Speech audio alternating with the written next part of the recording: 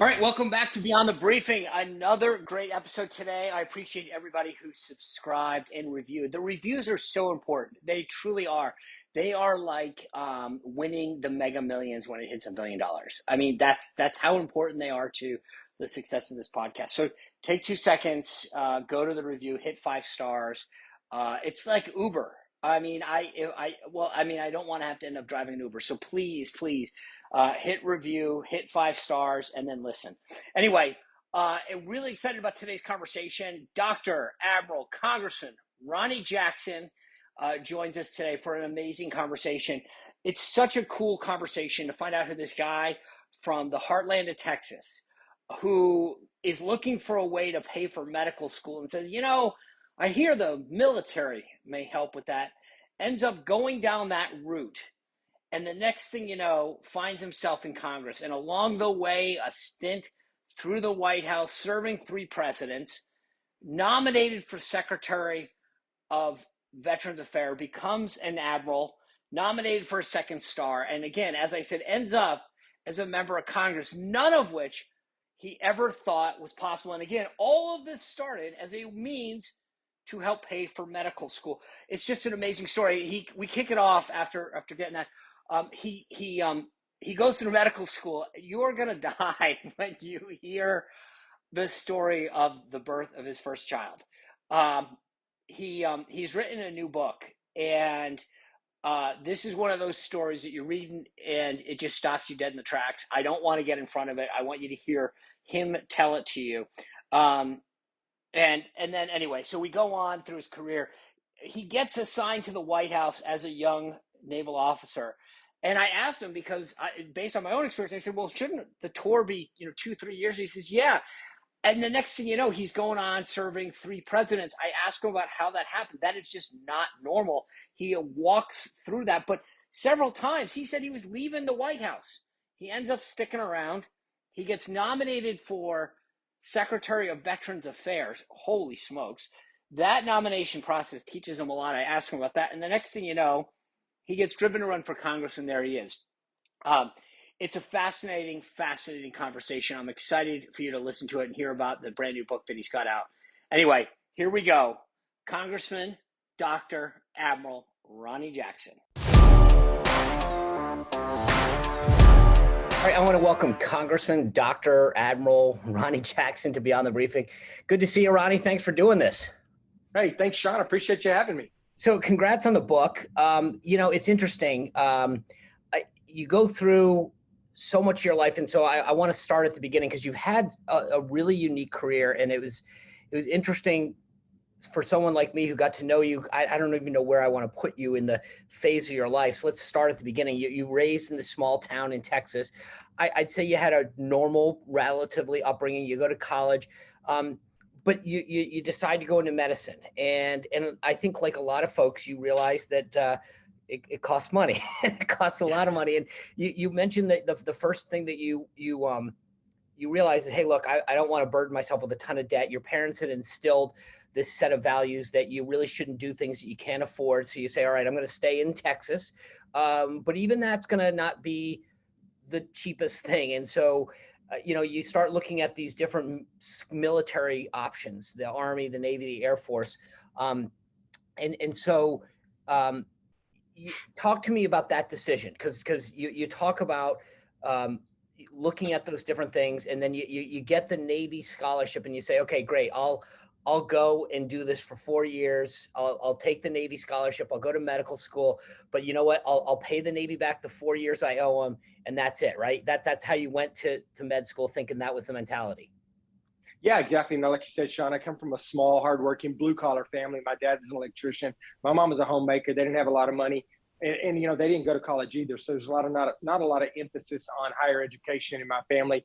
My family was like, hey, you get out of high school, you go get a job, you start working hard, you gain some seniority, you move up the ladder. That was kind of the expectation. And I, also worked in the oil field. That's how I paid for my undergrad at Texas A&M.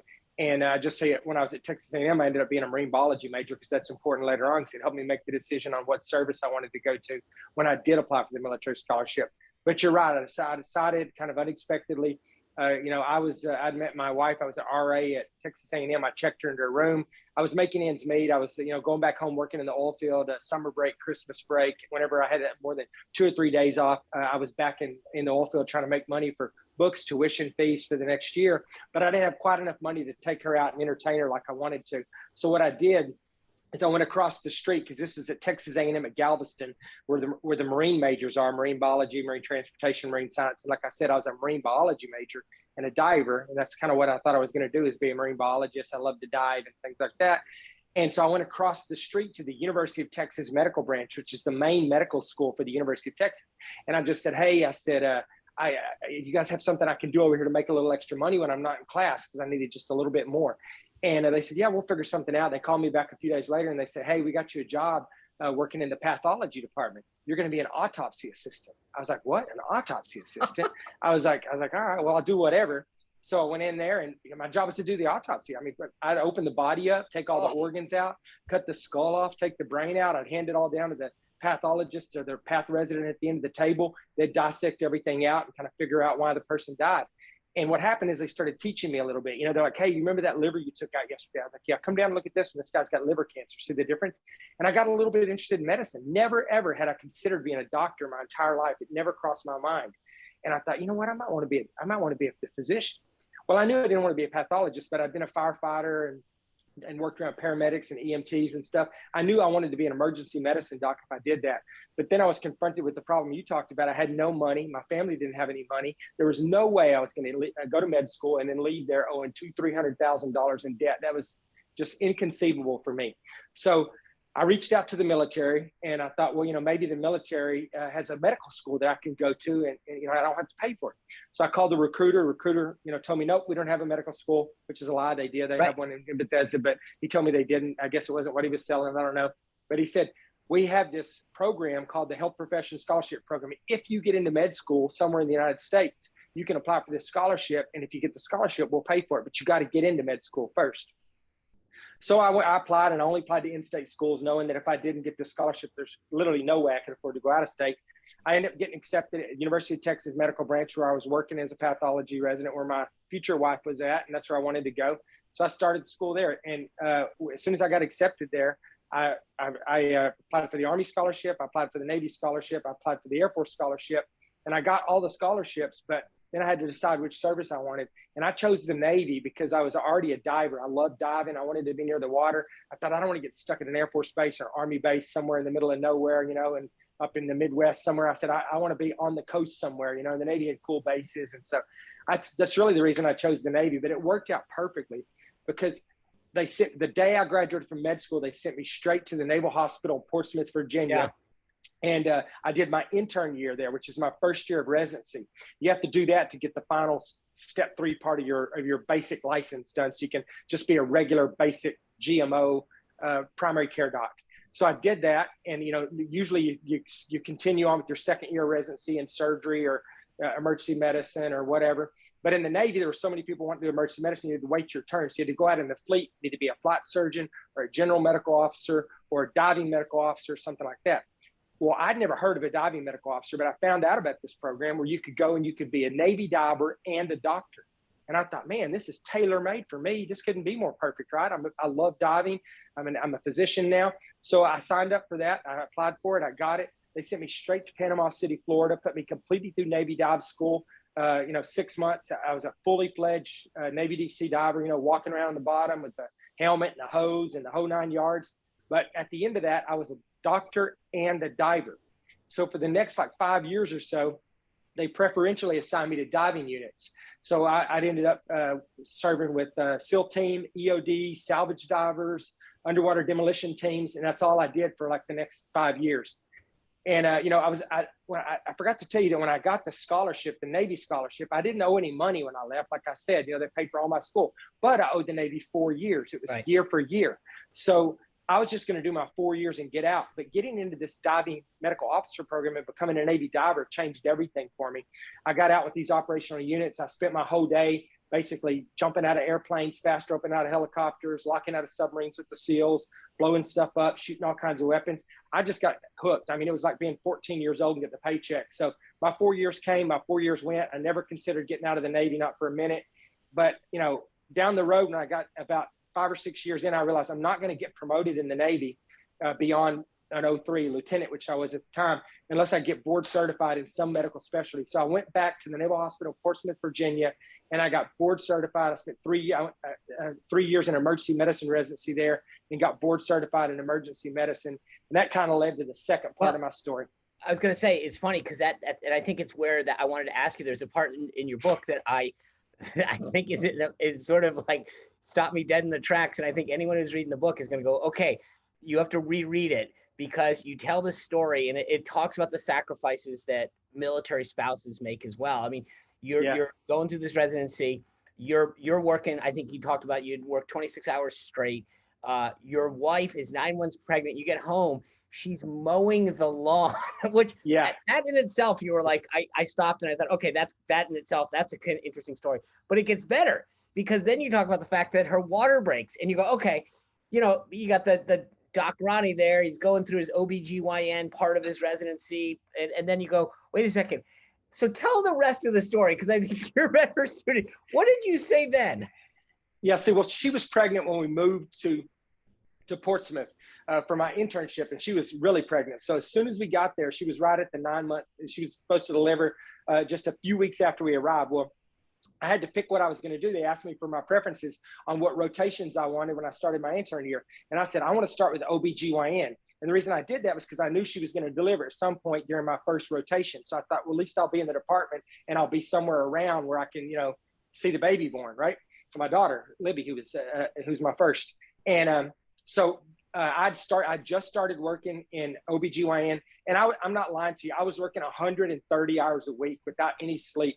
I was so tired, and I just got off a shift where I had worked 36 hours straight without any sleep at all. I was so tired. I walked through the door at home, and when I get there, she's in the front yard mowing the yard, you know, 9 months pregnant. I walk through the door. She comes in from mowing the yard. She's all sweaty and dirty, you know, got grass all over from mowing the yard. And she's like, hey, you're not going to believe this. My water just broke. And I was like, oh my gosh, are you kidding me, right? Because I literally just got home after working 36 hours. She tells me her water broke, right? And so the one good thing about, you know, being a physician, you know, other people are shocked by the story like you were, but I knew that it was her first baby and it wasn't going to come like really quickly. I knew we were going to get to the hospital. They're going to get her checked in, make sure her water broke. She was going to be in the room for hours on end before she started dilating and delivered the baby. So I was pretty sure that we had some time. So I told her, I said, look, here's the deal. I said, I cannot go back to the hospital right now. I said, I'm going to go back there. I'm going to take a nap for 3 or 4 hours and wake me up in 3 hours and we'll go to the hospital. And so she was like, are you kidding me? My water just broke. And I said, you're fine. Wake me up in 3 or 4 hours and we'll go to the hospital. So in 3 or 4 hours, she woke me up. We went to the hospital. And, you know, as I predicted, she was in labor most of the next 20, 24 hours. But the thing, I think I mentioned this in the book, I don't remember or not, but I delivered the baby, which was my daughter. And it was the very first baby that I ever delivered as a physician, because I just graduated from med school. It's my first rotation. First baby I ever delivered as a physician. The first baby I ever delivered in the Navy, and it was my daughter, Libby. So yeah, you have just so you know, since I know what it's like to write a book and you forget you have a great line in there. The doctor looked at you and he said, "Are we doing this or are you doing this?" So yeah. It was a great line. But you know, to fast forward a little, you know, you do this stint, you go off to Iraq, and there's so much that's worth getting into, and obviously there's a point that people have to buy the book here. So, but I want to get to this because 10 years in the Navy, you end up in 2006 to the White House. You get posted to the White House Medical Unit. So first of all, I mean, here you are, this small town Texan, the family that you just described. You join the military kind of out of necessity, and now you're in the White House as a doctor treating the president, the staff. And so, you know, I guess, talk to me about what that means for this small kid from Texas to suddenly, you know, you got the fast roping out of the planes and all that stuff. But here you are now, this small Texan kid in the White House treating the top staffers in the country? Yeah, I mean, it was a big change, obviously. And the one thing that I didn't mention to you is that after I did all the stuff with Navy diving, I went straight to Iraq with the 2nd Marines, and I was over in Iraq with the 2nd Marines for almost a year. I was the officer that was in charge of the resuscitation component of a surgical shock trauma platoon, literally right on the battlefield between Fallujah and Ramadi. And we were getting bad casualties every day, guys coming in with their arms and legs blown off, with their bowels hanging out, of their stomach, with their, gray matter hanging out of their head. I mean, just horrible burns, all kinds of bad stuff. So I went from that environment directly to the White House. I mean, I left Iraq and went straight to the White House as the junior physician there. I was the only emergency medicine doc there. So it was a big shock. People tell me, what was it like, making that transition? I said, well, I don't know. And you understand this, Sean, but a lot of people won't. But, it was same. It was the same in a lot of ways, but completely different. Like when I was in Iraq, a crisis was, oh my gosh, we just had 15 casualties show up on the triage pad, like seriously injured. A lot of people about to take their last breath, and we got to do something. That was a crisis in Iraq. When I got to the White House, a crisis was like, oh my God, I have the wrong brand of Band-Aids in my bag, right? I mean, just as big a deal to some people, but so it was kind of, it took me a while to get used to it, because I just come from that environment and I was going to the White House. But the reality is, you step back and you're taking care of the commander in chief, the head of state, the leader of the free world, and you're responsible for their health, their safety, and, working with the Secret Service for their protection. And so it was a great honor to be there. I think I was well suited for the job because I was an emergency medicine physician, and I came from a combat environment, directly from combat to the White House. And I think that, the biggest part of my job as a White House physician, in addition to the primary care, taking care of the president, the staff, and folks like you when I was there, was contingency planning. What happens if the president takes a round to the chest? What happens if an IED hits a motorcade, or if the president has a stroke or a heart attack? And that's a perfect job for an emergency medicine physician to do that. So I think it was well suited. So you get there, you've got Bush leaving office, Obama starts, right? We all know that you end up with Trump. But when you get there, most military postings are 2 to 3 years. Was it your expectation that you would be staying long, or was it your expectation that you would be there for 2-3 years and then go somewhere else back out in the fleet? No, it was made very clear to me when I got there that you will be here for 2 to 3 years and you will be moving on. I was the junior doc. There were 6 docs total, 2 Army, 2 Navy, 2 Air Force, all family practice or internal medicine, and me as the only ER doc. And I was the junior guy. Everybody else they were colonels or captains in the Navy, 06s, or an 07, like a brigadier general. And I was super junior. I was like a brand new 04. So they said, you're coming in, you're going to be here 2 to 3 years, and you're rolling out. And that was my expectation coming in. And that's a normal, like you said, a normal tour in the military. But what happened is at the end of the Bush administration, because I was there the last 3 years of the Bush administration, my tour should have ended basically right about the same time that the Bush administration ended, and I was going to move on. But at the end of the Bush administration, all of those people that were senior to me, most of them either retired or moved on. And literally overnight, I went from being the most junior person to the second most senior in the White House medical unit. And then that's when the Pentagon said, whoa, what's going on here? They said, we can't have all this turnover in the White House medical unit. And they reached out to me and they said, we want you to stay, for another couple of years and be the deputy director of the White House medical unit, because we need some we need some continuity here. We need some carryover. So I did. I stayed and spent 2 more years as the deputy director of the White House medical unit. But then what happened is I did a decent job doing that. And at the end of that time, they said, hey, we want you to stay another 2 or 3 years and be the director of the White House medical unit. And then it was the physician of the physician of the White House, physician of the president, assistant to the president, senior advisor, chief medical advisor. And every time I got a new title and a new level of responsibility, I got a new set of orders on active duty and ended up spending my last 14 years on active duty at the White House. Unbelievable. So, the interesting is I get asked this all the time. I mean, literally, I don't think there's a speech that I can give or an event where they say, tell me what your favorite day, what your coolest thing was at the White House. I only spent 9 months there. You spent 14 years. So tell me what, I mean, I've said this over and over again. I had when the Patriots came and I could bring my entire family and we get to experience it as a family. For me, that was always the coolest thing. It has to do with how I grew up and some of the experiences we had as a family. But to you, what were the 1 or 2 things that you would say were your big moments at the White House that you look back and say, I will never forget that moment? Well, you know, I mean, I had unbelievable opportunities there on a personal level. Just, you know, myself, I traveled all over the world. I traveled to like 120 different countries while I was at the White House. And I got to do all kinds of crazy stuff, like ride camels through the ancient city, you know, of Petra with the First Lady. I got to spend the night as a guest of Queen Elizabeth in Buckingham Palace. I flew all over the world in Air Force One and Marine One, and met kings and prime ministers and just all kinds of stuff. So I think there was a lot of that for me. But the one thing that I think sticks out the most, and there's, I think, a picture in the book of this as well, was the day that I got promoted to Admiral in the White House, in the Oval Office, and my daughter and my son took my captain shoulder boards off, and the president and my son, who was at the Naval Academy, who's now in the Navy on active duty, pinned on my new shoulder boards, and I was promoted as Navy Admiral in the Oval Office of the White House. I think that was one of the most memorable days of my career. And I just think, you know, like you said, all the times that you had your family up there and they really, you got to experience these special situations with them. Those are the ones that really stand out. Yeah, that's really cool. I mean, I remember I did my promotion ceremony to 04, from 03 to 04 in the EEOB. And I remember I was with President Bush the morning before the ceremony, and I had mentioned it to him, and he coined me that day. And to that day, it's those moments that you sit back and say, like, I'll never forget that moment. And it was really cool. But I want to fast forward to 2016, because you know, again, we mentioned you're in the White House for all this time.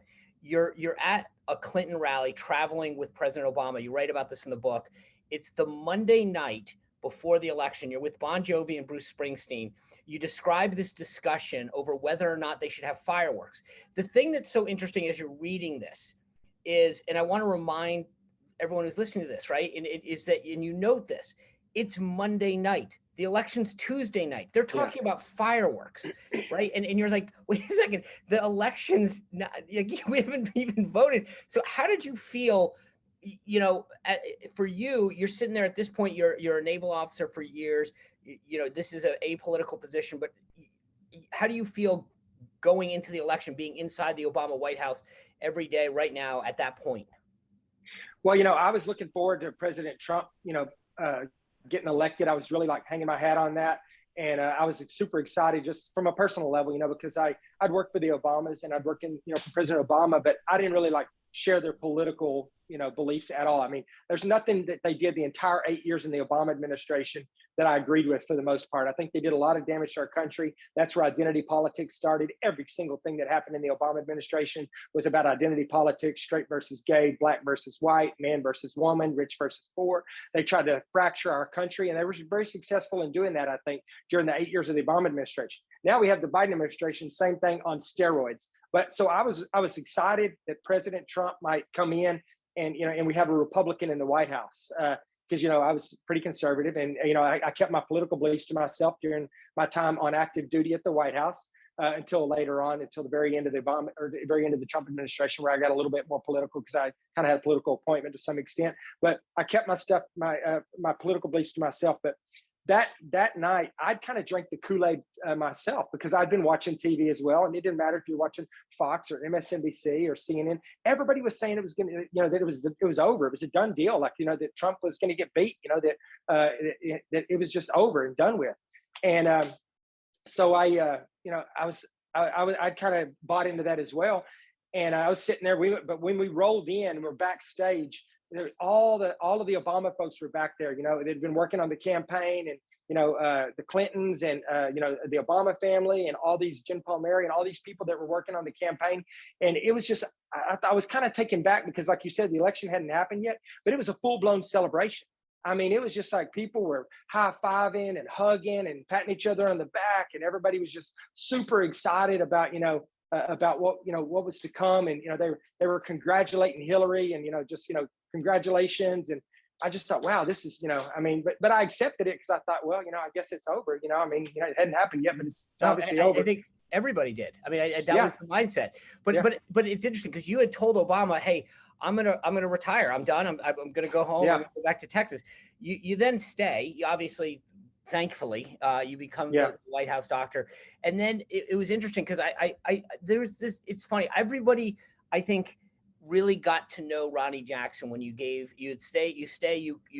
join as this physician to the president, right? Running the White House medical unit. But then you talk about this press conference and the physical that you give the president. And it's a great chapter in the book about how, you know, you would just normally in the past, the president would have a physical. You did it with Obama, and what here's the weight, the height, the whatever, the blood pressure, and you put it out and the press secretary puts it out. That's normal. And Trump tells you, hey, go out there, tell everyone, do all this. And so you do it, and you give this press conference, but then you talk about how the press treats the facts that you put out. Yeah. They don't trust the weight, they don't trust the height. The thing that I thought was fascinating is that you're talking about, when you're doing this, the dermatologist, the pulmonologist, the cardiologist. This wasn't Ronny Jackson in a closet saying like, oh, I believe that Trump weighs 250. You were running this at Walter Reed. So if you were scamming the system, it was you and like 25 military doctors. So how did you feel about, when I was reading this, I'm thinking to myself, like, here is a 20+ year military officer, a flag officer, having his credentials questioned by the press corps, who's saying like, oh, I don't think he weighs that much. And you're like, you can't, it would be a violation of your oath as a doctor, as a military officer, to lie about that. And you would also be lying on behalf of like 18 other doctors that were there. Yeah, it was crazy, Sean. Like you said, I didn't think that Trump was coming in, but he did. The next day, like after I was telling you about, we're behind stage. The next day was like it was like somebody had died at the White House on election. After the election was over, that following Wednesday morning, and Trump won. But I thought, like you said, I was getting out, but they talked me into staying. Some of the folks from the Bush administration came in to do the transition. They realized I was still there. They talked me into staying, and I stayed. I didn't really know President Trump when he first showed up. I'd only met him once, and that was when he showed up for the traditional thing where the first lady and the president hosts the president-elect and the first lady, the incoming first lady, and the first ladies go upstairs and do tea, and the president kind of walks the incoming president around. That happened. He came up there, and President Obama walked him into my office and said, "Hey, because they came through the dip room." So I was really, as soon as they came through the dip room, they went straight into my office, and President Obama introduced me to President Trump, and he said, "Hey, this is Ronny. He's my doc." And he said, he's Navy. Now he won't be here when you get here. He's not going to be your doc. There'll be somebody else that'll be here. But this will be where your doctor's at, so on and so forth. President Trump was like, "Hey, how you doing?" Shook my hand, and then they walked out. That was it. It's the only time I'd ever met President Trump, right? And then suddenly, they talked me into staying, and I worked to deal with them. I said, "I'll stay, for 6 months until you find somebody that you trust, you want to take your place." But I said, I'm not starting over from scratch. I'm going to be the appointed physician to the president and a deputy assistant to the president day one, right?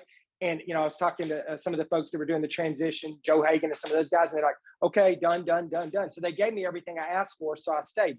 Well, I didn't really know the president, so I needed to get to know him. So I stood every morning. I just got up from my desk in the morning. I got an earpiece in. I'm listening to the Secret Service. They're calling out his movements, and they call out, his call sign was Mogul. They're like, "Mogul in the elevator. He's coming down."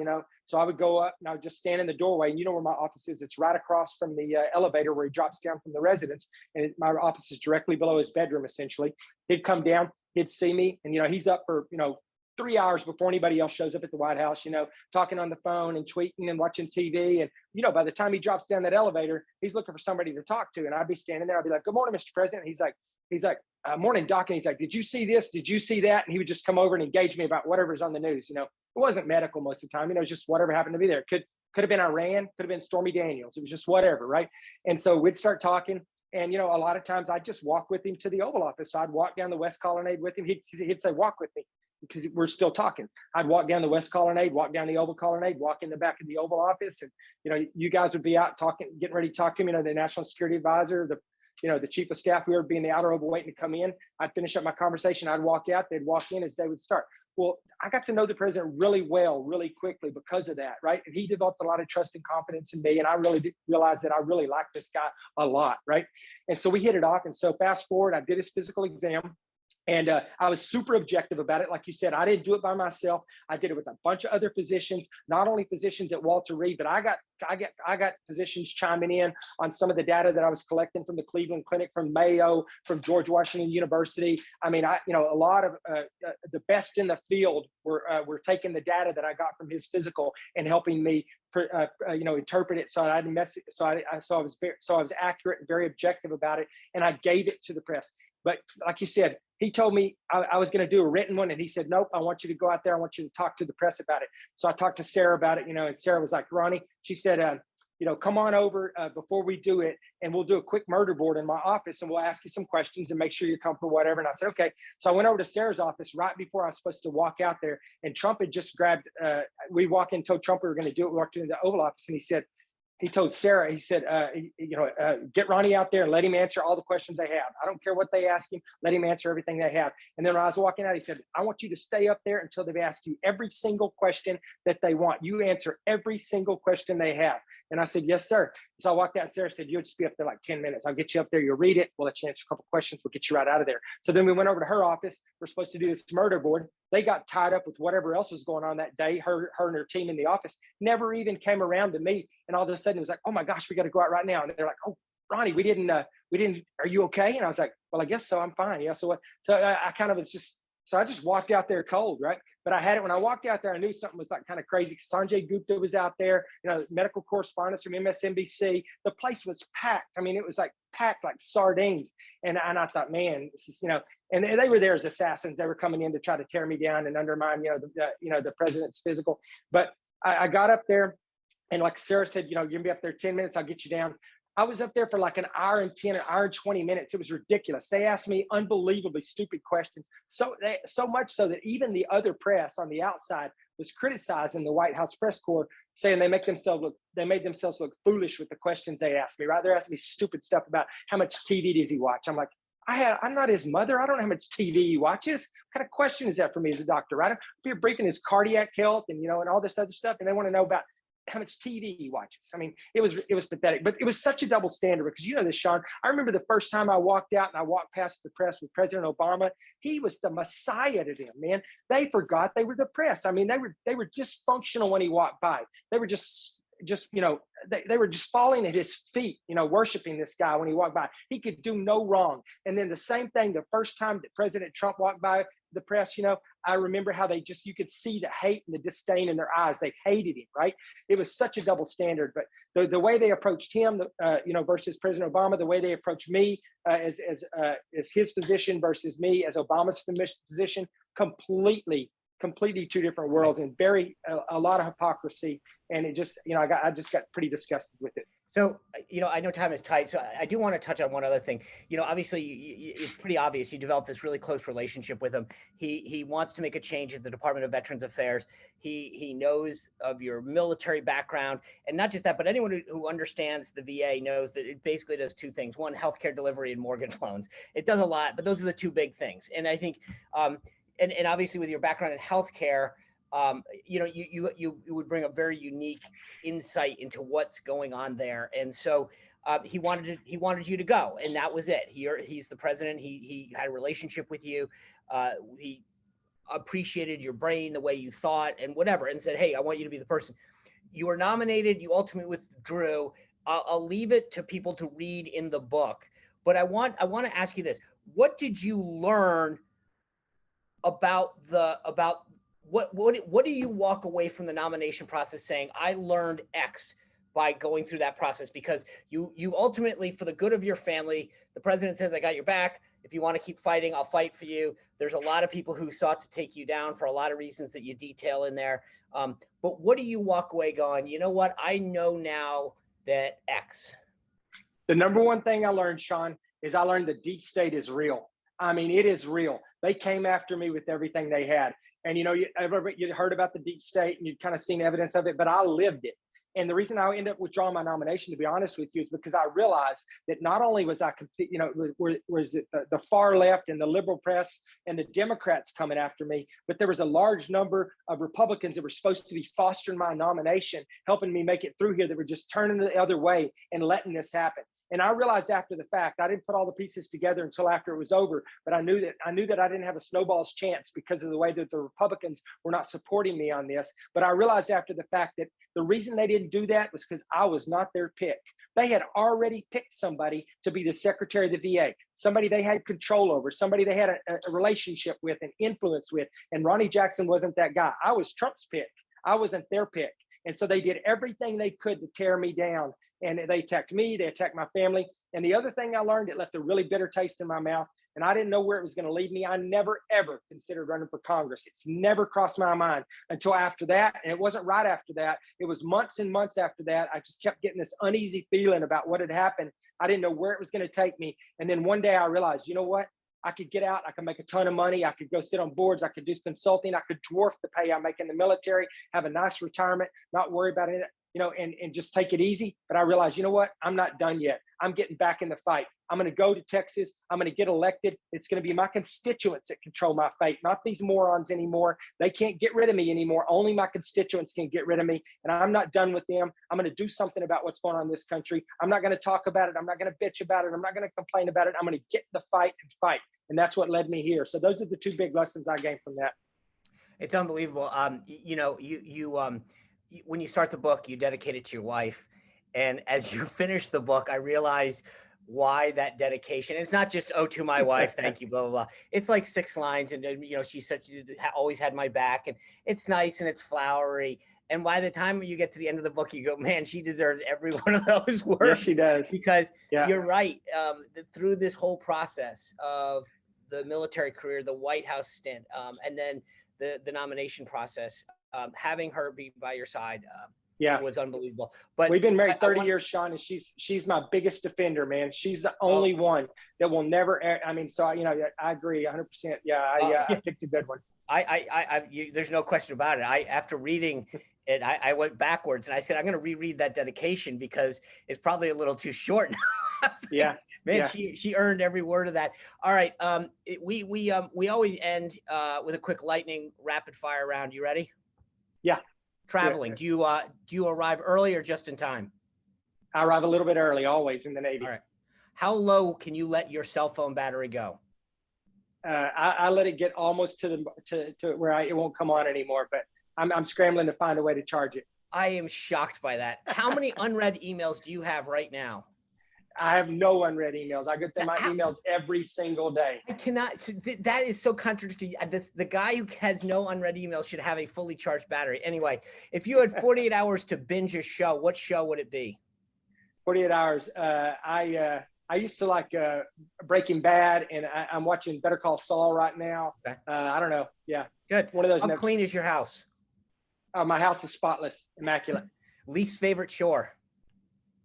Least favorite shore? Chore. Oh, least favorite chore. Ironing. I don't like to iron. I don't do much of that, but sometimes I get forced to do it. I don't like it at all. Okay. If you could have a drink with anyone, who would it be? I have a drink with anyone. Who would it be? Dang, that's a hard one. I don't know the answer to that one. That's a difficult one. Yeah. Coolest, you mentioned this in the thing, but coolest person, coolest celebrity that you have met so far? I met a ton of them, but I think one of the coolest days that stands out is I was in my office one day. It was like 7 o'clock at night, and I stand up at the office because I hear Trump outside, and through the door walks Sarah Palin, Ted Nugent, and Kid Rock. I was at that dinner. What in the world's happening here? I was at that dinner. I took the picture of them in front of Hillary. So that was crazy. Biggest pet peeve. Biggest pet peeve. I don't like it when people are late. Okay. Something that Ronny Jackson won't go cheap on. Boots. Oh, that's very Texas of you. All right, last one. I did my reality TV show, Dancing with the Stars. If you had to do a reality TV show, which one would it be? Dancing with the Stars or what? You get to pick. What one would you do? I don't watch a lot of them, but I've seen you on Dancing with Stars. I think I'd do Dancing with Stars because I think I could compete. All right. Here's the last little bit. We have a pronunciation quiz. Are you a data or a data person? Data. Gala or a gala? Gala. Iran or Iran? Iran. Caramel or caramel? Caramel. All right. Aunt or aunt? Aunt. There we go. Ronny Jackson, you have been so generous with your time. The name of the book is Holding the Line. It's such an enjoyable read. And the thing I love about the book is it's exactly the reason I wrote one. It's you think you know somebody, and when you read the book, and I've known you now for 5-6 years, and I learned so much about you. and not just about you, but sort of like about the military and some of your experiences. So it's a great read. I urge everyone to go get it. Thank you for your service to our country. Continues to serve, and God bless your wife for everything she's put up with. Because, like I said, she earned that dedication, man.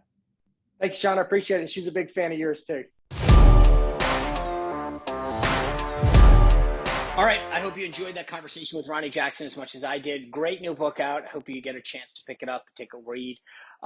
It's funny. I mean, that briefing that he did, that he talked about in the White House briefing room, talking about the results of the president's physical, really kind of put him on the map in a way that no other White House doctor had. You think about the contrast between that and what's going on between President Biden's doctor, Dr. Scott O'Connor, who is yet to be seen, right? They send out Dr. Ashish Jha to do the briefings. You got to kind of wonder if the current White House doctor says, I don't need that in my life after what happened to Ronny Jackson. Anyway, it's interesting. But I appreciate you listening to us. We got another great conversation headed your way next Thursday. Monday, we're going to talk about a lot of the results that came out in these past primaries, and then look ahead to what's coming next on the political calendar. So much to break down that happened and that we talked about on the Monday episode. So I hope you stay tuned and get ready for that. Anyway, as I mentioned earlier, please take time to subscribe, download, and review this podcast. I hope you have a great weekend. We'll be back with another great episode of Beyond the Briefing on Monday.